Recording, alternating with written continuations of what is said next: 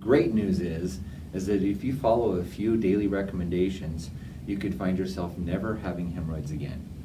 These tips might include increasing your water intake. I know this sounds easy, but the vast majority of people are not able to keep hydrated. Dry climates, stress, and overactivity, exercise may cause a dehydration state. Make sure you're drinking 64 to 84 ounces of fluids per day. Another thing you can also do is increase your fiber. This sounds easy, but it is also difficult. People eat a lot of bad foods that don't have a lot of quality fiber. If you can get anywhere from 20 or 30 grams of fiber per day in nice spread out throughout the day so you don't have a large bolus to cause gas and swelling, you can get an improvement in your bowel movements, which will then translate to less stress on your hemorrhoids. Walking and exercise. I need you to stay walking and improve that circulation throughout your day. Break up the sitting, break up the standing with a pumping motion to get the fluids going throughout your body. That walking or exercise, 15 or 20 minutes a day, will do a lot of good. Toilet time. This is an issue. We have a lot of people that like to camp out on the toilet for 20 or 30 minutes, read the paper, or go through their emails. What we need you to do is limit that to a 5-minute maximum. The more you sit, the more you strain, the more you push.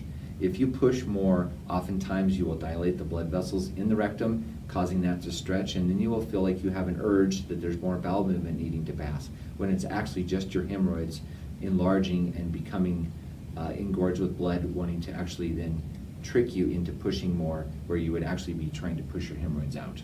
So don't sit too long. So if you can keep good quality skin, feel free to put a little bit of coconut oil or one of the baby bottom care products down there to take away any of the itch. Be careful not to over scrub and use too much soap. Supplements may also help. Some of the supplements that will help with hair, skin, and nails obviously would be omega-3 fish oils.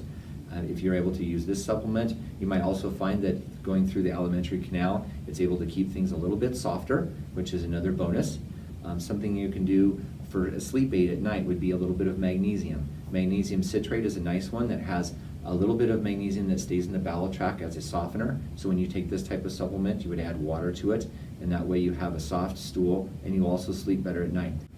Another thing would be probiotics. Probiotics for a lot of people are very, very important. We have a lot of stress and a lot of history of exposure to antibiotics. So our gut has a lot of dysbiosis or improper growth. A lot of times by adding probiotic, we can get the function and the harmony back in the gut so we can have a nice bowel movement and nice eliminations.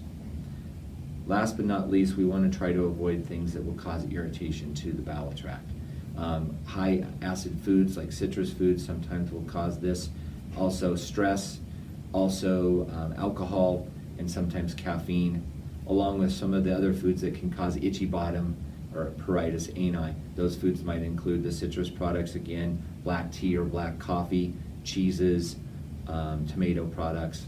So make sure that pay attention to what you're eating and when you're getting symptoms, and there may be a link to one of those types of things. But overall, these things are there to help you, and hopefully we never have to have hemorrhoids again.